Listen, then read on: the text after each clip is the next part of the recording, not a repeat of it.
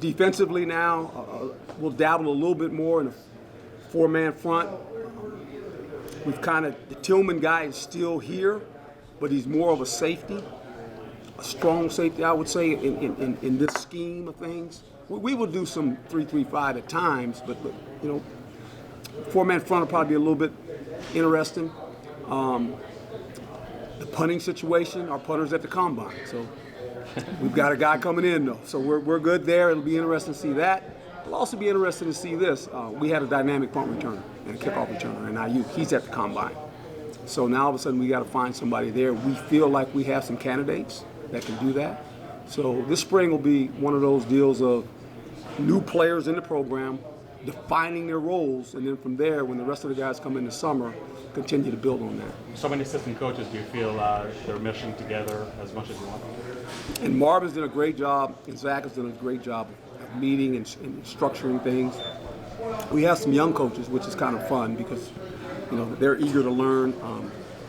They didn't kick me out of the secondary room yet, so I can still coach some secondary every once in a while. But it's kind of interesting, the flow of things and how things have kind of come together here. So it's going to be kind of fun to watch all these guys coach. Coach, what was the process in getting Marvin Lewis to be one of your co-DCs, and he was in the advisory role? Did his wife approve? This was kind of one of those deals where when we know Coach White, you had to make a tough decision. A lot of it had to do with family. Mom living back on the East Coast of New York is closer to his family. His wife actually has family members in Florida. So that was it was hard, and it was tough. But when it happened, I mean, within like 10 minutes, Marvin walks up to me and says, "I got you." And I looked at him and I was like, "You got what?" And he says, "I got it." I said, "You have what, Marvin?" And he says, "I got you." And so I looked at him, I said, "I think I'm hearing what you're saying." I said, "But let me call your wife first to make sure she's okay." She cleared it, we're good. So it was kind of fun because, Marvin's been around.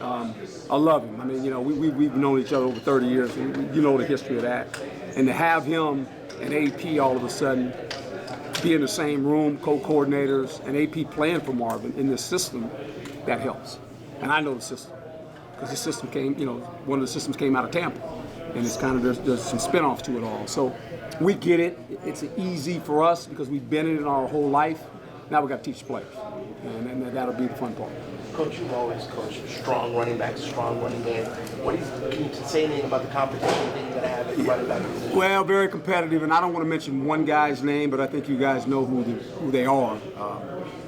It's going to be interesting. They're the two young guys we brought in, along with the kids we have coming back. They didn't play a lot, but they're going to get an opportunity to compete. Very competitive. And what's good about this class, again, there's about, I want to say 12, 13 freshmen here already. That becomes kind of our calling card now. I mean, the more you see us recruit, the more it's going to be very evident to people that the more we get this freshman class in here in the spring, it pays dividends for you. I think it pays dividends for them as players. It pays for them dividends as a student athlete, where they can come on campus, get familiar with the weight program, go to school without any pressure of playing a game, and compete for a position. That's critical for me. I mean, and I think more freshmen are doing that out of high school, which is smart. Another calling card for you, coach, is bringing in NFL experience coaching. You bring another one in Robert Rodriguez, experience with the Vikings.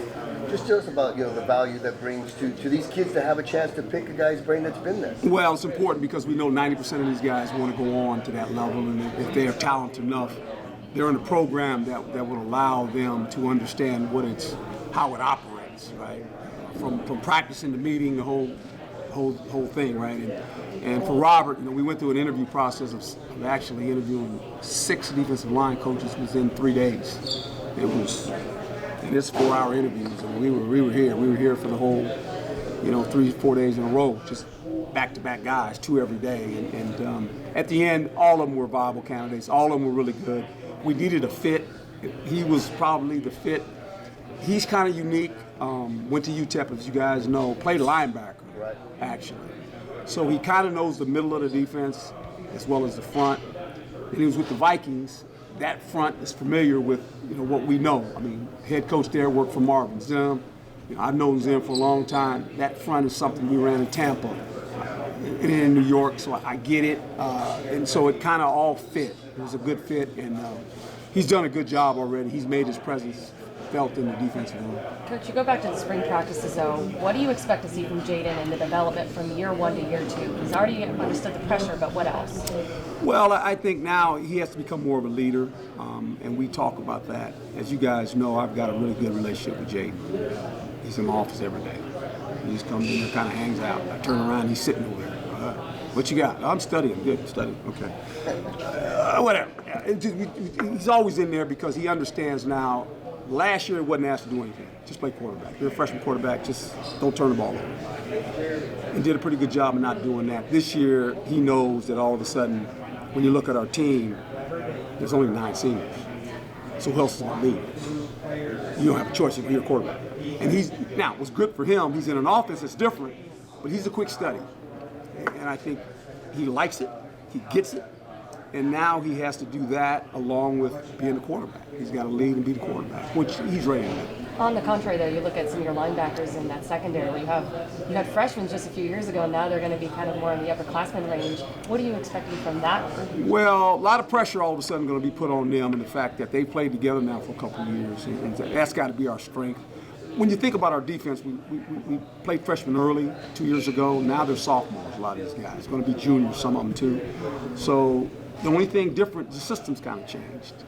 The back end, be a little bit more pressure on them, right? Because of what we're going to ask them to do. But I think they play a lot of football now, and they know that. So I think the secondary playing together, that helps you. How we communicate will help them as well. Now it's just learn the system so we can play up to our talent level. When you talked about Jaden in his new role, last year though his maturity was already there. How does a kid come in as a freshman with that kind of cool and calm when he really hasn't gone up against a Michigan State or those kinds of Well, I think most of these young kids in today's world, especially at quarterback, at a young age, they throw the ball so much that it just becomes a part of their DNA. Now, the ones that separate are the ones that eventually take it from the high school level to the college level, and the ones that can play as freshmen. You see this all over the country now. It's not like one of those deals where you say, I'm starting a freshman quarterback. People go, oh. Yeah. They go, oh, okay. And so then you got to see how it goes. Well, did he meet expectations? Yeah, and probably above expectations, a lot of people would say, to be put in that situation. So I just think for him, he's a guy that's always seeking knowledge. This offense is interesting to him because he's going to have the ability now at the line of scrimmage and the way Zach runs it, you can check out of the play. You get a certain look, you have the ability to go, hey, we're doing this. So that's kind of, every quarterback wants to be able to do that rather than look to the sideline and figure out what the signals are, because now he's playing quarterback. And to me, that helps you because the quarterback, whether they like it or not, has to be the leader of the team. He just does. He wasn't asked to do that last year. He was asked to play quarterback. He knows, and I told him, I said, now you got to step up now. It's time. And he gets it. Coach, how much do you trust him to check out of them? I mean, how does that develop, that relationship where you're like, okay, you have the free reign to do what you want there at the line? I just keep telling him, as long as you quarterbacks are this way, Coach, I'm checking out. You know what they're throwing. They're going to throw a go route. They don't all have to be go routes, right? Just don't check everyone to a go route, right? Just don't do that. Because you have Frank over there, and Frank's always open. Right. I'm open again. Just calm down. And so this will be kind of fun watching it. But I think the more we talk, Jaden and myself, he gets it. He understands, And the thing that that impressed me the most about him last year was that he didn't turn the ball over a lot. He turned over twice. I'm not saying some guys didn't drop some. One was a Hail Mary, but he understands that the ball is special, and you can't, the only way the quarterback gives the ball up is kick it. I always tell quarterbacks, that's my rule, kick it. If you kick it to the opponent, it's good. Right. Good things happen, just kick it to him. Don't give it to him any other way. And so he gets that part of it, and maybe to a fault his first year, because there was probably some things where he could have looked at and went, no, I don't turn it over. Well, this year it's more like, hey, if you see it, go ahead, I got you, go ahead, don't worry about it. So I think we're there with him. Now I say that, all of a sudden he starts throwing to the other guy and pull him in the room, say, hey man. But so he's kind of living in that world, but it's going to be interesting to watch him play. What drew Coach, your eye?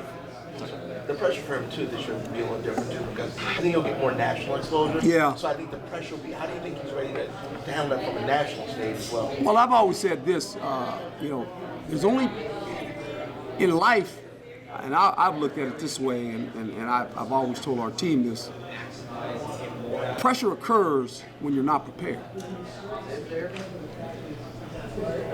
When I walked into class, the teacher said, "It's a test," I went, she didn't tell us. Open book, good. But when you're prepared, there ain't a whole lot of pressure. When you're not prepared, there's pressure. Our job is to prepare him. He will be prepared to play. And I know we get into this. Well, the spotlight's going to be on him. The spotlight's always on quarterback. Stop. It's quarterback. It was on him last year when he was a freshman. He was a freshman quarterback playing. Everybody was waiting for the shoe to fall. Like, when is it going to fall? So now this year as well, are the expectations throw 50 touchdowns? No, the expectations are win. Find a way to win a game. That's all we ever talk about around here. We don't talk about, this. We just, how do we win this week? That's the mindset of the quarterback. That's his mindset. That's all he cares about. I mean, almost to a fault. That's all he cares about. Coach, I just want to win. What do we got to do this week to win? Here's what we got to do. Okay, Coach, I'm good. Herm, little birdie told me that you spoke with the Giants. Oh, well, the Hum babies. Yeah, I grew up, and I'm aging myself. 55 years ago, when I was 10 years old, I went to a Giant game. That was the first professional game I ever went to as a kid. Our neighbor had some tickets, and we got in. You say this today, you get in trouble. We got in back of the pickup truck, and we drove from Monterey, California, to Seaside, California, up to Candlestick, the old Candlestick where it was cold. We sat over there in the right field, and out. You're talking Willie Mays, Juan Marichal, Willie McCovey, Jim Ray Hart, Tito Fuentes, Bobby Bonds. I mean, I knew these guys. I knew the Giants. I grew up a baseball guy. So my big deal was I was going to see Willie Mays 55 years ago. And I go and I watch the game, and the game's over, and I run to the fence over there after the game because that's where they park the cars, and I'm looking through the fence, and I'm going, man, I'm looking at Willie Mays, man. I couldn't believe it. And I told these guys today, I said, it's kind of interesting. I said, because at 10 years old, man, I was a Giant fan. I grew up a Giant fan. I was on the West Coast. And I said, if you'd have told me that I was going to get to speak to the Giants, I'd have said, man, this is kind of interesting, And I said, the thing that I will say, and I told them, to be quite honest, I said, as athletes, sometimes we get caught up on all this stuff. We rent the jerseys, and the coach rents the hat. Your legacy is what you make out of that jersey. The one thing that never stays, it always will stay the same, is you play for the Giants. Don't lose sight of that. And at the end of the day, don't lose sight of that. But it was kind of ironic when I stood there and I'm going, at 10 years old, if you'd have told me at my age now I'd be actually talking to the Giants baseball team, it was quite, I told him I was humbled, I was honored. Now to say that, I'm going to talk to the Devil Rays too, so. And the Diamondbacks too, I'm talking to all of them. So, it's kind of interesting, and I met the coaches, and I didn't realize, I was sitting in there with Coach, and for the Diamondbacks as well, these guys play 200 games. That's a lot of baseball games. I mean, that's a lot of baseball games, and it's tough. I mean, they got a long season, but it's just kind of funny because I grew up a baseball guy. I really did. All kids grew up when I was my age. You were a baseball player. Baseball was kind of the American game. It was what everybody did, and it got cold in the outfield for me. And eventually, when you're in pony league and all that stuff, and cold league, and the pitchers always dominate. Guys don't hit real good. You sit out there for 3 innings and you get bored, man. You get bored and you get cold, right? And I said, man, this is it for me. I have to go run track, But that and the curveball, right? Can't hit the curveball, so that kind of makes you stop playing baseball. But other than that, it was quite I was quite honored to be there, to be quite honest. I really was. And I can't wait to go see, the Diamondbacks. Cause, It was like a dream come true 55 years ago. how about that? Yeah. And I talked to Coach, with the Diamondbacks, and I'm excited about going to see those guys. You guys know when I came in town, I'm a sports guy. I root for all the teams in Arizona. And I just do. I'm a homer, man. You get to a place and you're a homer. So that's what it is. Who is? Yeah, you know where I got to go? I got to go to Louisville to talk to USA Football, the coach's clinic. So I'm gonna try to make the night. We'll see. I got to get up early tomorrow morning and catch an airplane. Too many places. I'll be glad when we start practicing next week. Then I got an excuse I can't go anywhere. Coach, on that. Does it feel like the offseason went fast? Yeah, it does. Because you know what? When you're dealing with, well, it went fast, but it was kind of a little bit of, I got to hire another guy. I mean, it seemed like every other day I was walking in my office. I said, is anybody here that was here before? And it's been kind of fun, because you see guys get other opportunities at all different levels in our organization, which is we talk about. But then the process of trying to make sure you build camaraderie in your staff. That's very important. Staffs are like your family, and you got to make sure you get the right guys and the right mix of guys. And it's been fun doing that, meeting new coaches, and the energy they bring in, because it's new and they're excited about being here. So that's been fun. What drew you to Zach, and what's that process like of feeling it out between him and Jaden coming on? Multi-dimensional offense, the system. I've watched those guys from afar.